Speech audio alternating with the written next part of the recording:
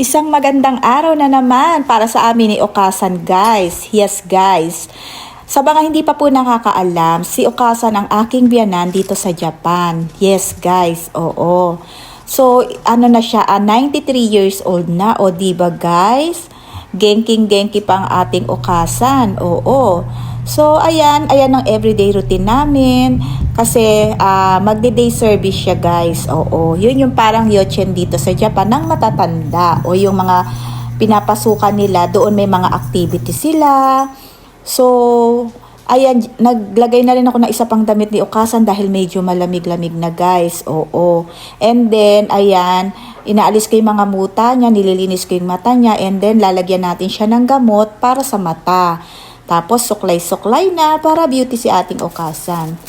And then, nag-prepare na rin ako ng breakfast niya guys. Yung malalambot lang ang pwede sa kanya kasi alam niyo na pag may edad, ayan. So, kailangan niya talagang mag-breakfast para sa kanyang lakas. And then, nag-prepare na ako niyan guys ng ating maintenance na gamot ni Okasan. O, yan ang hindi ko kinakalimutan guys. After nun, inano ko na yung mga damit niya, yung mga dadaling niya doon sa day service. Meron siyang lotion, gamot sa mata, and then yung note niya. Oo guys, ayan, ready si Okasan. So, nag-aalmusal na niyan si Okasan, and then ako rin naman guys, kailangan ko rin magkape. Alam niyo na pag umaga, coffee is life. O diba? Kailangan talaga natin yan. So, ayan nga guys.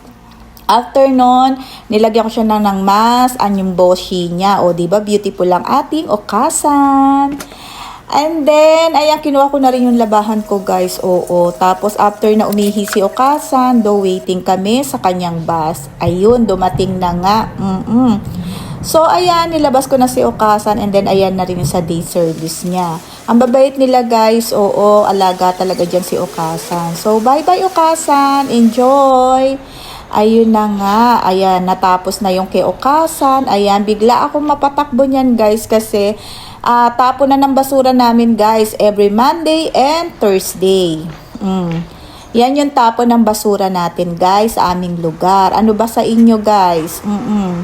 So, ang kagandahan lang dyan, hindi ka maipunan ng basura dahil talagang automatic nandyan yung ating basura. Kukunin na yung truck niya. Kukunin na siya ng truck. So, ayun na nga guys, yung halaman naman natin ang hinarap ko. So, ayun lang yung araw natin guys. Ito lang yung araw natin ngayon. So, yun lang guys. Thank you for always watching. Good day po sa lahat.